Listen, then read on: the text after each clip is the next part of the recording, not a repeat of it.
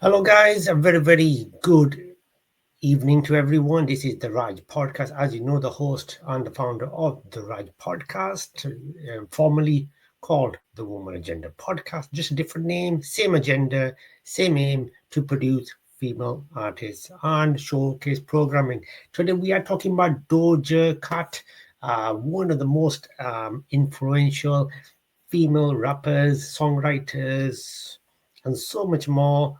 A groundbreaking, over 13.2 million subscribers on YouTube. Absolutely amazing. Every single gets so many million views. You can imagine what she is all about. We'll be talking a little bit about her. If you don't know who she is, then where have you been? We're talking a little bit about her. We were reacting to an interview where she tells about her and whether she deserves to be such a famous artist and so much more. We'll be showing a little bit of that interview, reacting to it as well. But first of all, it is a little bit about Doja Cat.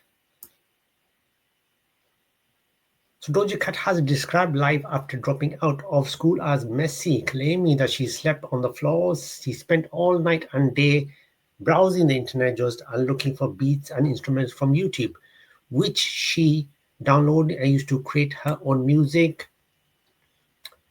So you can imagine what she was doing there. Basically, she was just using YouTube instruments, downloading them, creating on music, uploading onto SoundCloud and that kind of stuff. That's basically how she made her mark. So she hasn't received any formal training from anyone. To credit to her that she's trained herself where she is today. And 2012 was the beginning of something. Let's have a look a bit about this beginning. Her career began to take shape in 2012, towards the end of the year. So High, that was a music first one, became the first permanent upload on SoundCloud account and soon caught the attention of Dr. Luke, who signed it to Camel Sab Records. Hopefully I said that right. Her first accidental release was, which you call her official release was Moo, which became a viral meme song and launched it into popularity. That's the one which became viral everywhere, and also because aided by her active social media presence on apps like TikTok and Instagram. She's known for genre bending and all sorts of stuff. Now the thing is, she was caught in quite a lot of controversial stuff in 2000, around between 2017 and 18, where she said some tweets which were anti-LGBT. Afterwards, she did apologize about those tweets, and she got rid of them, deleted them. This just happened with the artists, they do say some controversial stuff. I think it's just part and parcel of being a famous person, I guess. And a lot of people do it. I mean, she's not the only one, and she will be the only one ever. A lot of artists have done that. A lot of celebrities, so a lot of actresses have done that on there. But that is where she became famous with Moo, and obviously social media. She's been present from the beginning. I know she's got a massive social media an account on famous on there. Let's have react to some of the interview which she did courtesy of Apple Music, and we will then come back and debate it. Famous. 100%. I'm doing what I can slowly but surely to separate myself from this kind of narrative or whatever this world is that I kind of built. And I'm fine tuning it and tailoring it to what I want out of it. Hey. What's going on? Good to see you. How do you decide when you're gonna wear hair or not wear hair? I don't know. Just I'm you in were an feeling like abstract we're giving hair the world. combo hair. It changes every day. All right, I'm into it. Have you worn hair on stage? Yeah, yes, I have for So the you're first not- time. Last two times that I went on stage. Okay. So you're in the hair zone, back in the hair zone. I'm back in the hair zone. What about the eyebrows? No, I don't need them. Fuck them. I don't need Fuck them. an eyebrow. Maybe a little 1-2. Well, how did you and Eyebrows fall out? Like, what was the beef? I think it was like I wanted to do something more editorial with my face as far as makeup. Tell me what that means. What do you mean? Editorial is like makeup that isn't done to make your face look enhanced and like pretty. It's more for the sake of the art, the sake of the picture. So removing the eyebrows gives you a better canvas? Is Yeah, that you what we're can saying? do more. You can do more. All right. You drink it? Yes, I am. Can we have a beverage to get this party started? I forgot what it's called. What is the turmeric with the ginger and the Rise and shine. the rise and shine? And I'll do a 1942 on the rocks, please. Sounds Some good. tequila straight up. You know, this conversation I've been working on trying to get you to sit down with me. I had COVID, then you got sick, then I had knee surgery. Now you're in town on tour. It's very weird. I don't know what's in the air, but it's very strange, the pattern of events. So the news comes out and it's like, Doja Cat says she hates her fans. And Yeah. I'm like, she might just be, this was my assumption, Yeah. so correct me if I'm wrong. A lot of people got introduced to you because of your super smash, Kiss Me, and then after that, Woman, back-to-back smashes, right? So a lot of people met you then. Meanwhile, you had been making music since 2014. Yeah. So all of these new fans come in, make assumptions of who they want you to be or project onto you. Is that some of the energy that we're seeing? Is you kind of fighting for? Yeah, one thing that I do want to kind of set straight is that you'll never see a direct quote of me saying I hate my fans. Okay. Not once.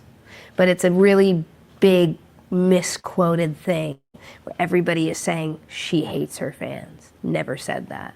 But I do like to play with that as a meme. It's definitely something. And I know that like people who get it, and I'm fine with that. I don't need to like have to explain my sense of humor or explain comedy to anyone. If people don't see the joke, then they just don't see the joke. And it's not my responsibility to have them understand. One of my objectives today, and hopefully you're okay with it, is to get people to know you a little bit better. So I've had the honor of knowing you for a little while. We've had multiple conversations, both on camera and off. And I think I kind of understand you as a creative, like someone who's trying to create. But I don't know if, you know, the people who want to love you know you as a human being yet. And some of that is on purpose. So there you go. Even I forgot to put my my woman, the Raj podcast. Why am I saying the woman agenda? That was before, ages ago. Weird. There. But yeah, don't forget we have some exciting stuff. Before we go back to the Doja Cat, we have got some exciting stuff which I will mention at the end of this. At the end of this video, we will mention this. That President is coming on January the 28th, 12 a.m. Live. Yes, live on our YouTube channel. Please do subscribe if you haven't, and do support us as we promote women and try to get him even more exposure in the market with his music author. Lots of amazing people coming up in January, February. So stay tuned. And as you can see in the picture, so she has said she had misquoted regarding that what she said, that she hated her fans, but she went with it. And sometimes it's a good idea to go with it, to be honest, because if you go with something like that, it creates even more attention virally. You become even more, even though she doesn't need to be more famous. She's famous, she's famous. She's as famous as you can call it another Taylor Swift, but in her own way, in her own capacity as a rapper, you could say she's probably at that stage as well. On there, I have some amazing stuff there. Let's just continue with it for a little longer and react to this, and then we will be talking about a couple of people who are coming on the Raj podcast as well. I keep a lot of stuff to myself. I don't complain about anything but just being like, not creative. Like if I'm not making enough music at a certain time and I find myself like doing photo shoots all the time and And I'm like, how the fuck did I even get here in the first place? I was making music. I'm not making any music. That I'm gonna complain about, or, just being tired. I complain about that shit, but I don't talk about my personal life, like my real personal life. I don't get that in depth about that. I don't follow any of my friends. I don't get that. But if Got my it. So people family- can't like do the whole triangulation of, Yeah. oh, she's following these people on Yeah, social I so they can find out who you're close with. Is that when did you become conscious of that kind of being a space that you wanted to have? From the jump, because to kind of give everybody a perspective, I guess I've been through a lot. The people that are close to me are people that have, I don't know, I don't really know how to say it. It's like I don't like to be the person to be like the spokesperson for like depression and like angst and like, dysmorphias and things like that. And I've had a lot of those things. I've been anxious and I've been depressed and I have body dysmorphia, that's for sure. I don't like talking about that stuff because I don't need to, and it doesn't make me feel better to really just like put that out there and like talk about that sort of stuff. And I know how involved I am with social, or how involved I was with social media. So going on there every day and seeing people's responses to, thank you so much. Yes, thank you. Yeah. Well, cheers. Cheers. Continue on. I just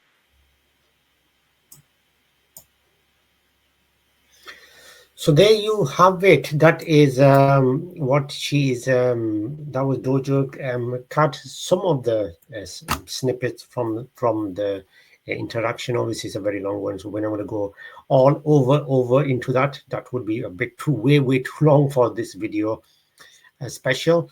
So that's what she's telling about herself, why she doesn't want to be a spokesperson for depression.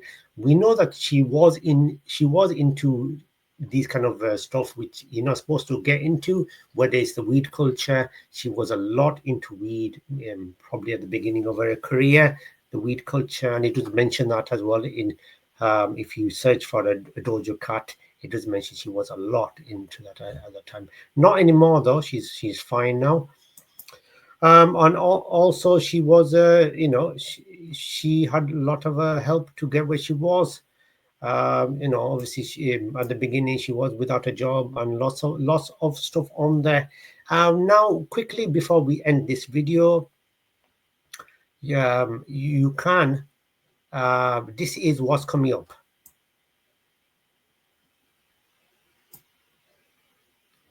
So we have President coming up, as you see this flashing very quickly. President on Tuesday, the January 28th, 12 a.m. UK time live. So make sure you subscribe so you know when we go live. And then Thursday, February the 20th, 12 a.m. with Shari Rowe, another amazing country music singer. You can only be able to watch that on the Raj podcast. Where else would you be seeing these special on there?